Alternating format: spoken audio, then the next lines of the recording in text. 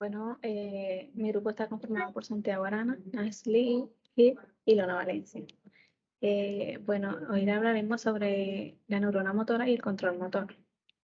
Eh, bueno, los centros neurales encargados del movimiento. Estos centros es una organización de los movimientos que se da por medio de unas estructuras y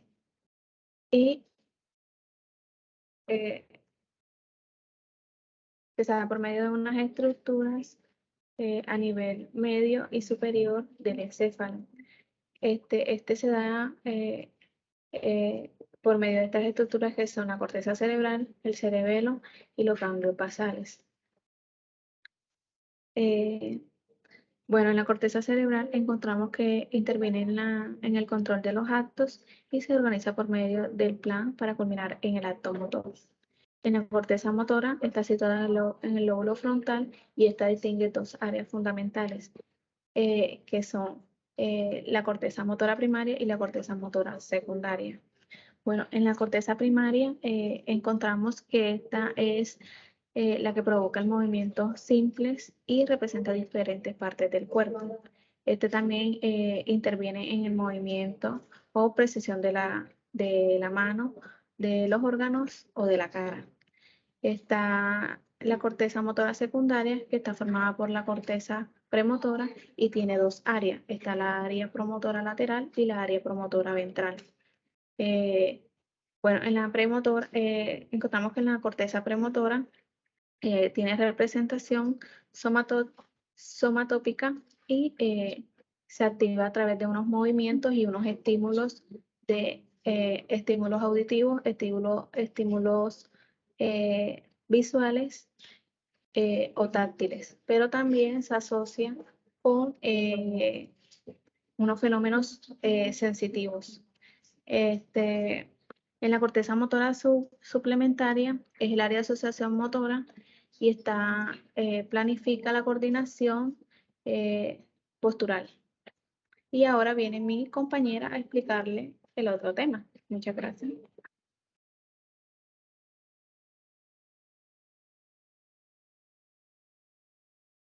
Bueno, les voy a explicar un poco, cuál es la organización global en las estructuras neurales implicadas en el movimiento.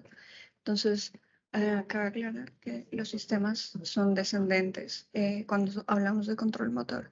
Entonces, se empieza obviamente por la corteza motora, donde se hace la planificación, la iniciación y la dirección de los movimientos voluntarios. Luego pasa por el centro del tronco del encéfalo y hace los movimientos básicos y también controla la postura. Ahí se divide en dos partes. La primera es las señales que llegan a las neuronas del circuito local y el otro llega a los grupos de las neuronas motoras.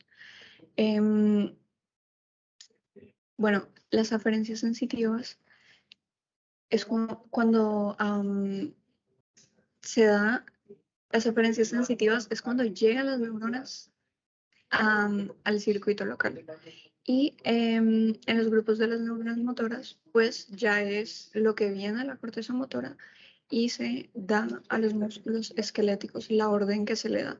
Las aferencias sensitivas, pues, son cuando llegan los estímulos. Bueno, continuando, las relaciones entre las neuronas motoras y los músculos empiezan en la corteza motora primaria.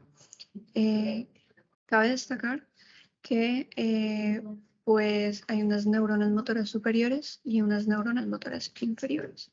Las neuronas motoras superiores llegan hasta los cordones laterales y cuando llegan ahí se conectan por medio de una interneurona a la motoneurona inferior.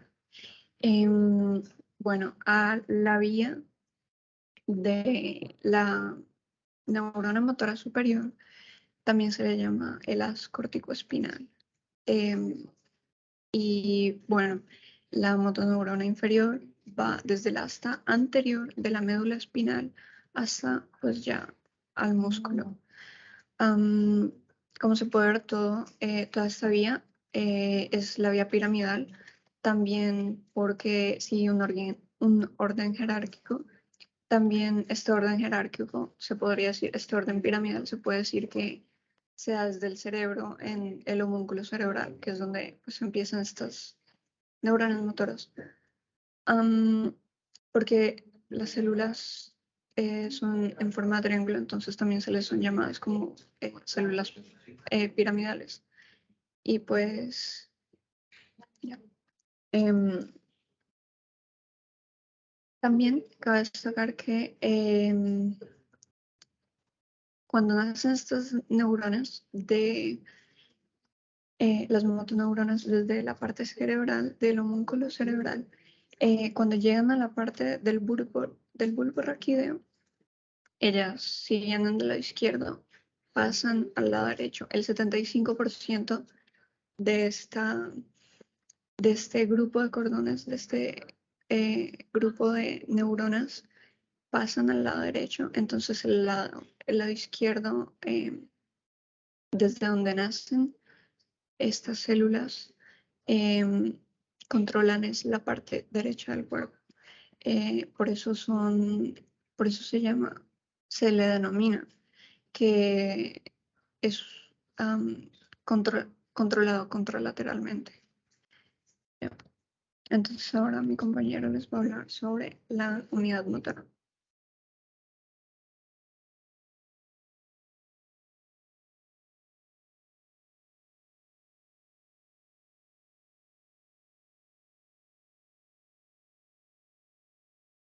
Bueno, entonces continuamos con la unidad motora.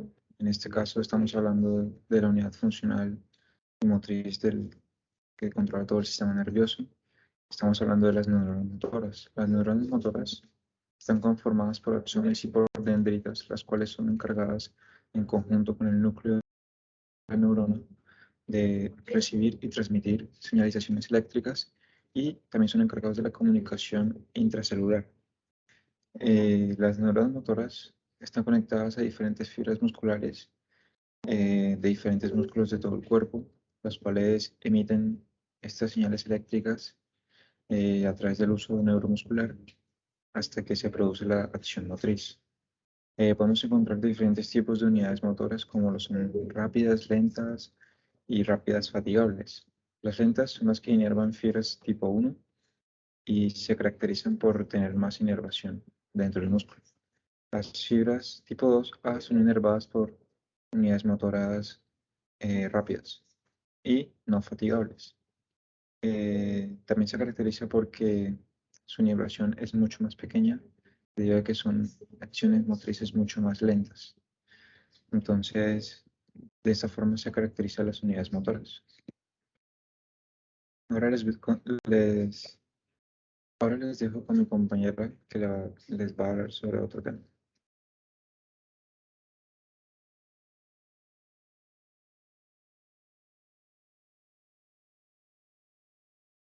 Bueno, seguimos con la regulación de la fuerza muscular, que es el aumento o disminución de la cantidad de unidades motoras.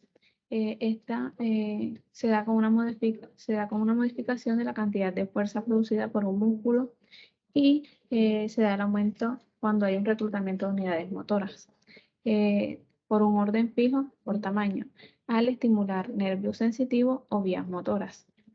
Como vemos la gráfica, eh, eh, se da un porcentaje de fuerza máxima y un porcentaje de reclutamiento del grupo de neuronas.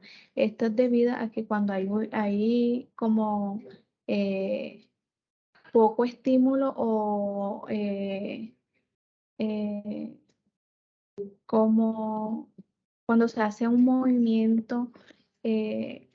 un movimiento un movimiento sencillo, entonces se da un reclutamiento de neuronas motoras, pero pocas.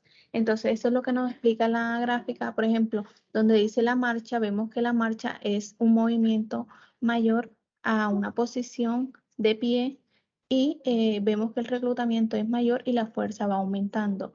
En el otro,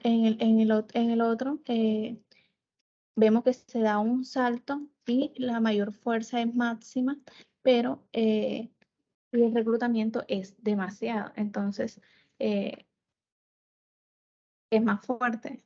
Entonces, muchas gracias y viene mi compañero a seguir con el otro tema.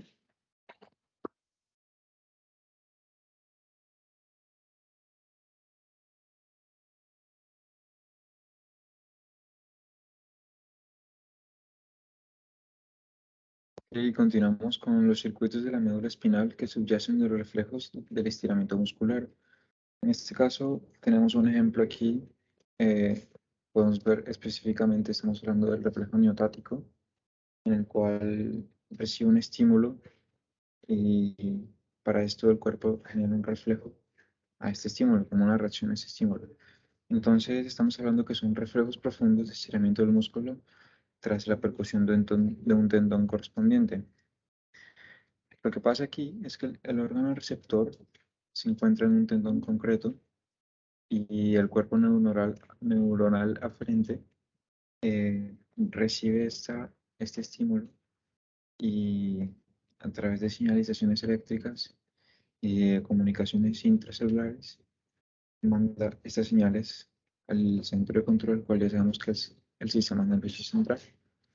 Eh, Justo después de esto, esta señalización va corriendo aferentemente por la médula espinal, llevando este tipo de información a que sea procesada, a que sea monitorizada y a que se espere una respuesta a este estímulo. Una vez ha sido procesada esta respuesta a este estímulo, se envía un reflejo. En este caso, podemos ver específicamente el reflejo miotático, donde al golpear el tendón rotuliano se emite una pequeña extensión de rodilla, el cual sería denominado nuestro reflejo, este estímulo. En este caso, se estaría realizando un estiramiento muscular en los músculos extensores de rodilla. Ahora, a continuación, bueno, esto ha sido todo. Muchas gracias.